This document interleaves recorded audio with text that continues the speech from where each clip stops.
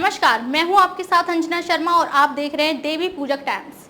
आइए एक नजर डालते हैं इस वक्त की खास खबर पर। महाराष्ट्र में काम नहीं आएगी भाजपा की इंजीनियरिंग, टूटी हुई पार्टियां डुबा सकती हैं लुटिया। आगामी लोकसभा चुनाव के दौरान महाराष्ट्र पर सबसे ज्यादा लोगों की निगाहें होंगी। इसकी प्रमुख वजह राज्य के राजनीतिक घटनाक्रम है। महाराष्ट्र एकमात्र राज्य है जिसने 2019 के आम चुनाव के बाद गठबंधन की राजनीति में बड़ा बदलाव देखा है। शिवसेना और एनसीपी के बंटवारे से लेकर इन पार्टियों के मालिकाना हक तक महाराष्ट्र में पिछले दिनों खूब बवाल हुआ। ऐसे में सवाल उठता है कि क्या महाराष्ट्र का बदला राजनीतिक माहौल संसदीय चुनाव में भाजपा के नेतृत्व वाले राष्ट्रीय जनतांत्रिक गठबंधन एनडीए को मदद करेगा या इसका उल्टा असर होगा। आइए समझते हैं। अभी बम्पर फायदे में India today mood off the nation के मुताबिक अगर जनवरी में चुनाव हुए होते तो भाजपा और सहयोगियों को भारी नुकसान उठाना पड़ सकता था। सर्वे के मुताबिक भाजपा और उसके सहयोगियों को महाराष्ट्र की कुल 48 लोकसभा सीटों में से 22 सीटें मिलती। ये 2019 में एनडीए को मिली सीटों से 19 सीटें कम है। सर्वे के मुताबिक अगर 2024 के लोकसभा चुनाव जनवरी में होते हैं तो कांग्रेस के नेतृत्व वाले इंडिया गठबंधन को महाराष्ट्र में 26 सीटें मिलती। इससे 2019 के मुकाबले कांग्रेस और उसके गठबंधन को सीधे 21 सीटों का लाभ होता। सर्वे के मुताबिक एनडीए का वोट शेयर 40% रहता, वहीं कांग्रेस को 12 सीटें मिलती। इसके अलावा शरद पवार के नेतृत्व वाले एनसीपी गुट और उद्धव ठाकरे सेना को 14 सीटें मिल सकती थी। विपक्षी गठबंधन का वोट शेयर 45% रहने का अनुमान लगाया गया। 2019 के लोकसभा चुनाव के बाद से महाराष्ट्र में राजनीतिक घटनाक्रम तेजी से बदला। पार्टियों के भीतर और बाहर काफी कुछ हुआ। शिवसेना और राष्ट्रवादी कांग्रेस एनसीपी में दो फाड़ हुए और अब असली पार्टियां भाजपा के साथ हैं। लगभग इसी तरह की उथल पुथल देखने वाला एक और राज्य बिहार है, लेकिन महाराष्ट्र के समीकरण भाजपा और उसके सहयोगियों के लिए ठीक बैठते नहीं दिख रहे हैं। 2019 में किसने कितनी सीटें जीती? 2019 के लोकसभा चुनाव की बात की जाए तो भाजपा ने एकजुट शिवसेना के साथ चुनाव लड़ा था, तब उसका उद्धव ठाकरे ने किया था। बीजेपी ने 25 सीटों पर चुनाव लड़ा, जबकि शिवसेना 23 सीटों के साथ मैदान में थी। भाजपा ने 25 सीटों में से 23 में जीत हासिल की और शिवसेना ने 23 में से 18 में जीत हासिल की। महाराष्ट्र में एनडीए की संख्या 41 रही। कांग्रेस ने 2019 का लोकसभा चुनाव राष्ट्रवादी कांग्रेस पार्टी एनसीपी के साथ गठबंधन में लड़ा। एनसीपी भी एकजुट थी और शरद पवार इसके नेता थे। सीट बंटवारे पर बातचीत के बाद कांग्रेस को चुनाव लड़ने के लिए 25 सीटें और एनसीपी को 19 सीटें मिली। इनमें से कांग्रेस को सिर्फ 1 सीट और एनसीपी को 4 सीटों पर जीत मिली थी। महाराष्ट्र में यूपीए की सीटें 5 रहीं। तब से महाराष्ट्र की राजनीतिक में काफी कुछ बदला। भाजपा की सहयोगी शिवसेना और 2019 में कांग्रेस की सहयोगी एनसीपी दोनों अलग हो गए हैं। शिवसेना का एकनाथ शिंदे गुट अब आधिकारिक पार्टी है और धनुष और तीर चुनाव चिन्ह पर चुनाव लड़ेगा। शरद पवार के नेतृत्व वाली इकाई से अलग हुए अजित पवार गुट को भी चुनाव आयोग द्वारा आधिकारिक दर्जा और घड़ी चुनाव चिन्ह दिया गया है। आधिकारिक तौर पर शिवसेना और एनसीपी दोनों महाराष्ट्र सरकार में भाजपा के गठबंधन सहयोगी हैं और लोकसभा चुनाव एक साथ लड़ेंगे। उद्धव ठाकरे के नेतृत्व वाला शिवसेना यूबीटी का गुट और शरद पवार की इकाई एनसीपी शरद चंद्र पवार इंडिया गठबंधन का हिस्सा है और कांग्रेस के साथ पार्टनरशिप में चुनाव लड़ेंगे। क्यों फायदा नहीं? भाजपा ने एकनाथ शिंदे और अजित पवार के नेतृत्व वाले शिवसेना और राकांपा से अलग हुए गुटों का अपने पाले में स्वागत किया है, लेकिन सर्वे के आंकड़े बताते हैं कि शिवसेना और एनसीपी में विभाजन के बाद बीजेपी को कोई फायदा नहीं हुआ है, क्योंकि सहानुभूति वोट से उद्धव ठाकरे और शरद पवार दोनों को फायदा होता दिख रहा है। ज्ञात हो कि बीजेपी ने शरद पवार पर नहीं बल्कि अजित पवार पर लगे भ्रष्टाचार के आरोपों को लेकर एनसीपी पर निशाना साधा था। ऐसे में सर्वे में शामिल महाराष्ट्र के मतदाताओं को ये पसंद नहीं आया होगा कि उन्हीं अजित पवार का एनडीए में स्वागत किया गया है। खबरों में अब तक के लिए बस इतना ही। फिर होगी आपसे मुलाकात कुछ ऐसी ही खास खबरों के साथ। तब तक के लिए नमस्कार और देखते रहिए देवी पूजक टाइम्स।